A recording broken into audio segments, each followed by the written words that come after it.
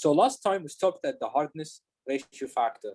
By the way, remind me, ya Shabab, toward the end of the lecture to maybe spare a few minutes to talk about the quiz, because other students were having some opinions. I already posted the quiz time. So we'll discuss this, inshallah, toward that.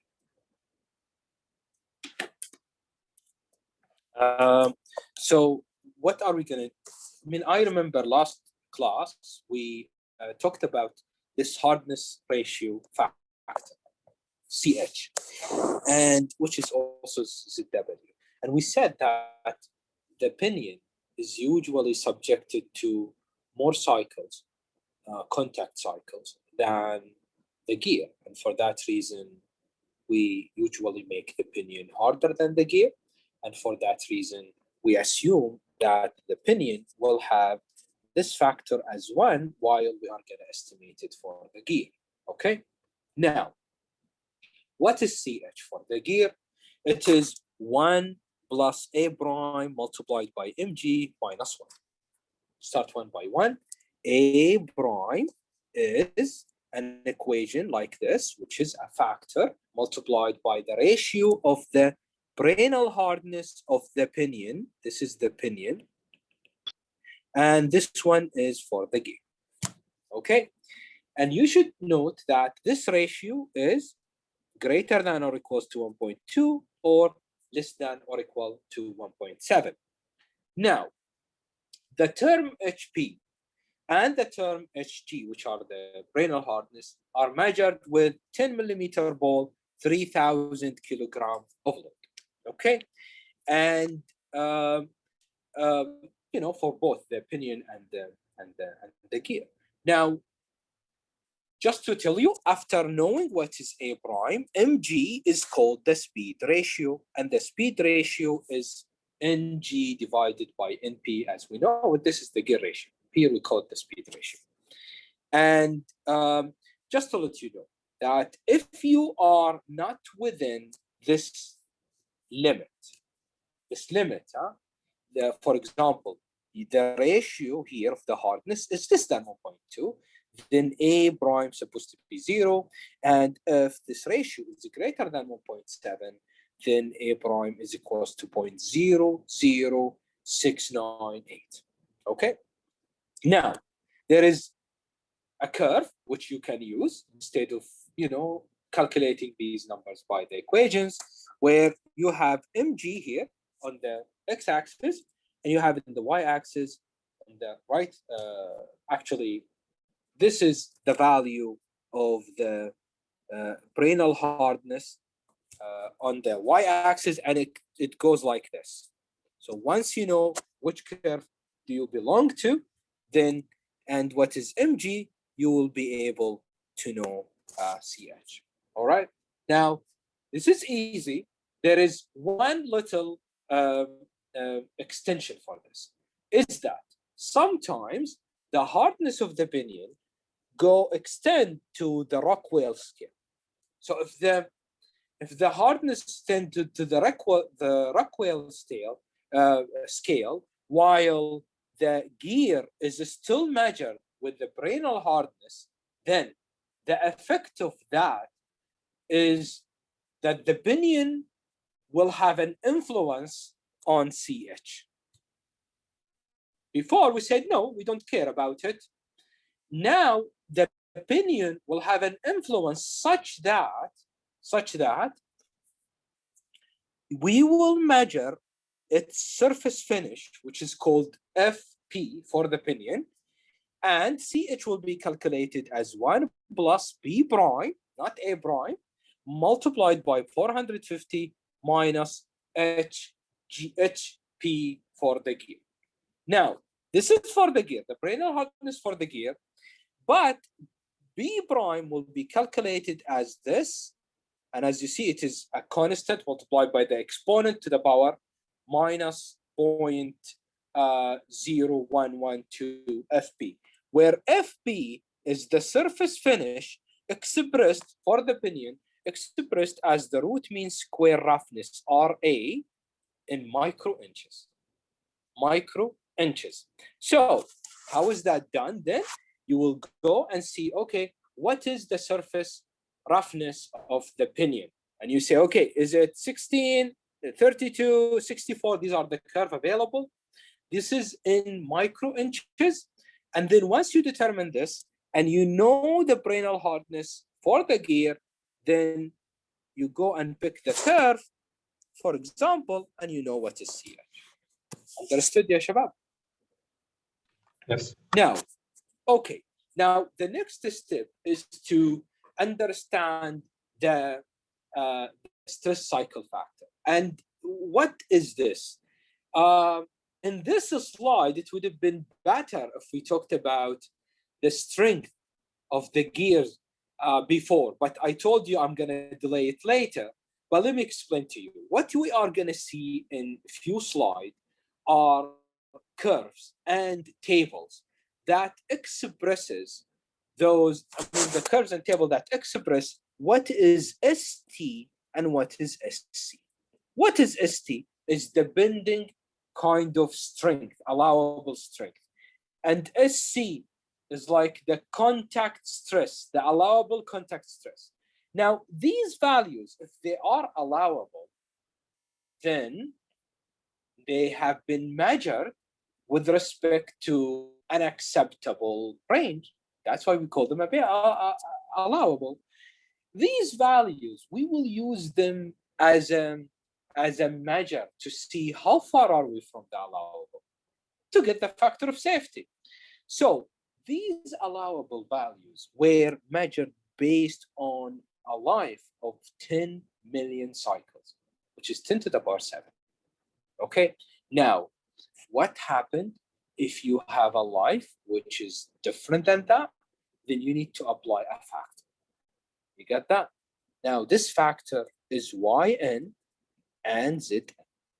Okay, now the question is, if you want higher, what happens?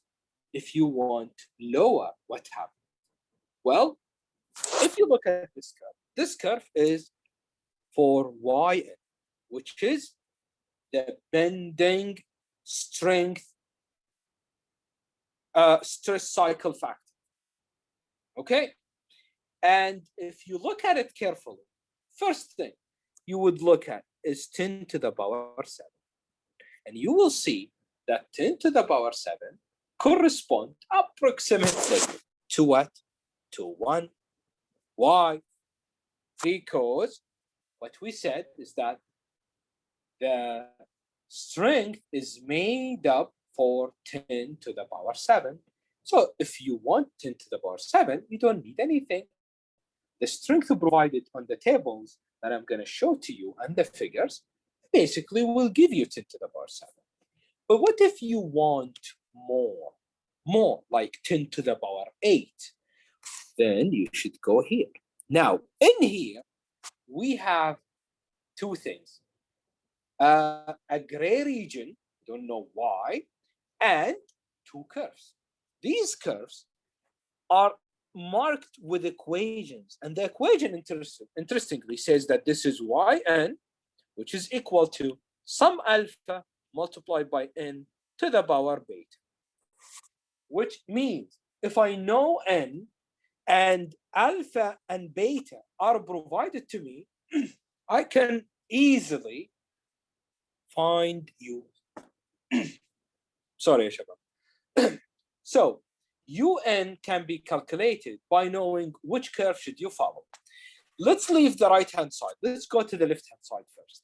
If you want shorter lives, then let's say 10 to the power 4, then you need to tell me which material do you have? What are you going to use for the gear? Like, for example, are you going to use a material with a Brinell hardness of 400? Or this is carburized, for example, steel. This is 250. This is nitrated steel. And this is 160. Once you identify this, which, by the way, it's a choice or it's given to you. It's either your choice or you can decide it is requested from you, from the client, for example. So let's say you want 10 to the power 4 and your material is having a Brenner hardness of 160, then this is UI. And of course, this equation should give you the same value. So just in case, if you want something in particular here, which is very hard to find, and you know that you should use this curve, then you should comfortably just take this curve, put the number of cycles exactly as much as you want it, and you will get the corresponding YN. Okay. Now, this is the stress cycle Zn. You know, we call it Yn and Zn. And oh, before I do that, let me go back to here. I forgot that in this region, what do we have over here? It says, look at the comment over here. It says the choice of Yn in the shaded area is influenced by pitch line velocity, gear material cleanness, residual stresses, material ductility, and fracture toughness. Now, do you know any information that may help you decide which one is which one? Maybe not. So you need to understand at least, should I use the lower figure curve or the lower curve? Which one of them is going to make me more like conservative if I want to be conservative, or which one is going to make me less conservative if I don't want to be conservative? So you can choose either one if you don't have a particular instruction in where should you pick. Okay, now this is Zn, and again it is given to you here for this is nitrided, and honestly ya shabab, there is only one curve for all kind of steels over here, and if you have a nitrided, then you should use this one. And again, the region over here is influenced by these factors. Okay, most of the time, as far as this course is concerned, we are going to either give you a clear instruction so you don't feel lost which one should you use, or if it is designed, then you need to do your assignment by reading, understanding, in order to make judgment which one of these you should use. Okay, again, of course, ya shabab, if you look at 10 to the power 7 over here, then it is going to give you a 1. Okay, now this is a description of what I just said, that you have to be very careful first, because Yn and Zn can be different for the pinion and for the gear, depending on their way they were made, okay? Unless they are made from the same material. And you need to be very careful is that for the entire operation, I mean, it is reasonable if, for example, you want this machine to survive 10 to the power 7, then the gear has to survive 10 to the power 7. But there is no way, ya shabab, within the same time when you switch on the machine, this may go to 10 to the power 8 in order for the other one to go to 10 to the power 7. And thus, you need to be careful. You need to understand. You shabab, by the way, if you go to the book and you read the example, and sometimes you are told to go and analyze the gear, go and analyze the pinion. Sometimes you are not. And most of the time, it is by simple analysis, you can conclude that, oh, I'm going to go for the pinion. The pinion is the dangerous one, not the gear. And this is one of the reasons. For the gear to sustain 10 to the power 7, the pinion might have gone 10 to the power 9. So it is more dangerous. You need to let it survive way much higher than the gear has to. And this is a very important hint, okay? Now, the last factor I think that we're going to talk about, no, it's not the last. We still have a few more, but they are not difficult, is the reliability. Now, the reliability, of course, involves the fact that there is always a statistical randomness in the analysis and in the operation as well. So the variation due to load, for example, I mean, we know that load might go like this, And we know that most of the time we might assume that the load is going like this, and we say that, yeah, it is the same. But that difference might cause statistical variation. Okay, so how do we account for that? Well, we have the reliability factor, KR, which is YZ, and this is dependent on how much reliability do you want. And as you see, if you want 0.9999% reliability, you need to multiply the whole thing by 1.5, while if you want 50-50 reliability, then you just actually have to multiply by 0.7. Okay, now if you want some other value other than 99.9.5, like 85, 95, and so on, then you can use this equation. So this equation here is for the range between 0.5 to 0.99% reliability, actually 0.99, which is 99%. Or if you want to a reliability between 0.99 and 0.9999, then you should use this other equation. The reliability that you want, you should supply it here, okay? Not in percentage, as a number. So it is 95%, then you put 0.95. And this, you will get the KR for that, okay? Now, the temperature, similar to other factors that we said that AGMA did not explicitly provide a tabulated or figures to quantify them. KT, which is the temperature factor, or Y theta, is most of the time 1. And it says here a hint that as far as you are operating within 250 Fahrenheit, which correspond to 120 degrees Celsius, then KT equals to 1 is very reasonable value. But if the temperature is higher, you should seek some evaluation. And what is important is that it says here in the book that you may want to use a heat exchanger to maintain that temperature, and then you feel comfortable that you don't have any problem. However, if that heat exchanger is not possible for whatever reason, then again, you have to work out the estimation, okay? Now, the last thing I believe is the rim thickness factor, KB, okay? The rim thickness factor came from the fact that if you look at this diagram, this is called the rim, okay? The below one, over there, okay? Now, you can easily imagine that if this rim is very thin and the teeth are subjected to severe loading, then they are not going to have a back support and failure will happen. While if this is really good and strong, then they are going to be as well, more reliable. And the factor is KB can be calculated as follows.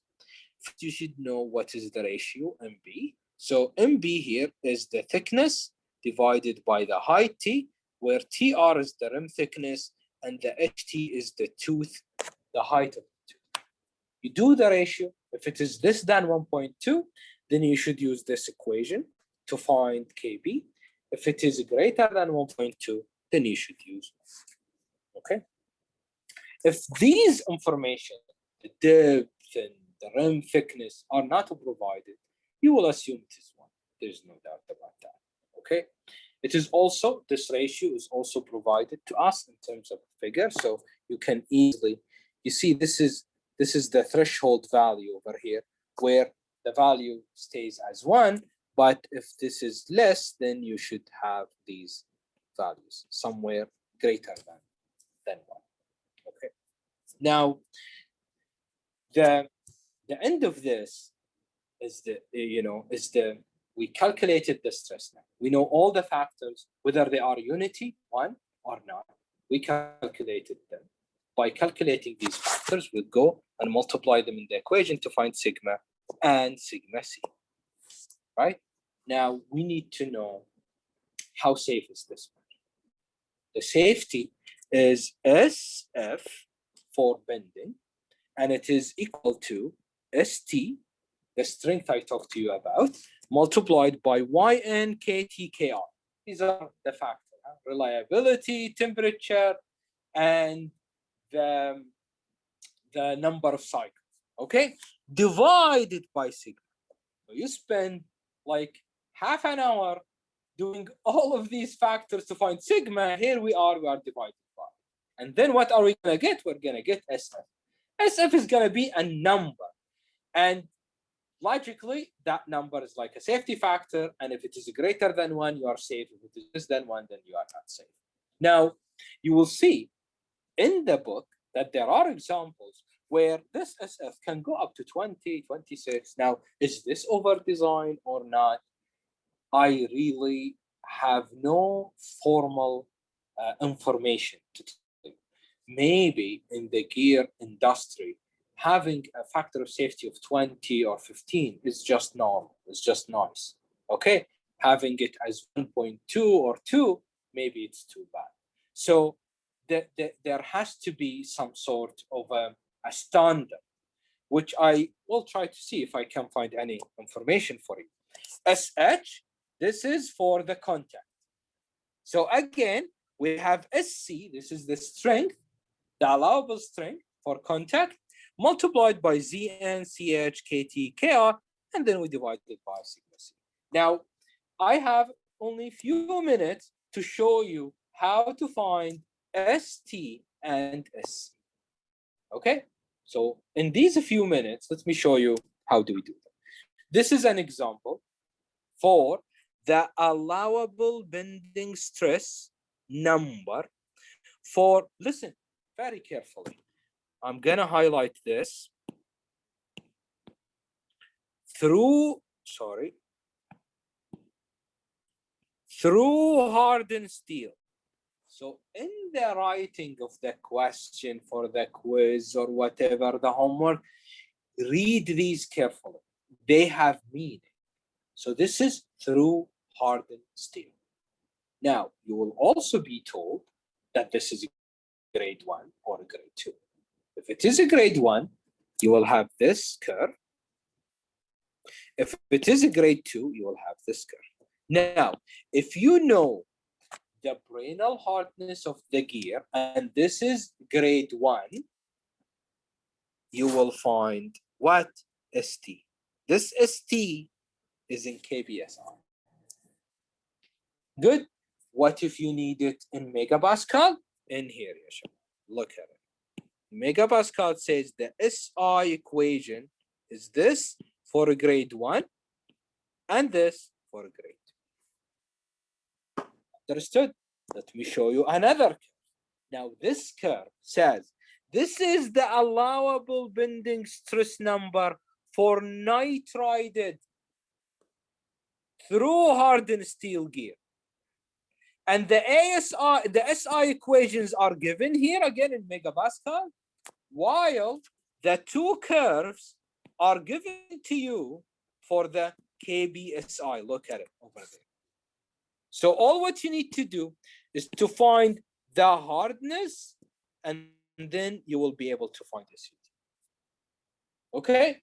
There are more. There are a lot. So you need to know which one to use. This one, ya shabab, look at it. We have here a collection of, this is a grade 3, 2.5% chrome. This is the curve. This is a grade 2, 2.5. This is a grade 2, nitrile alloy. This is grade 1 chrome. This is a grade 1 nitrile alloy. And we have different curves. And again, if you know the hardness and you know which curves you want, you will be able to find this thing. What are the corresponding equation in megapascal? Over here.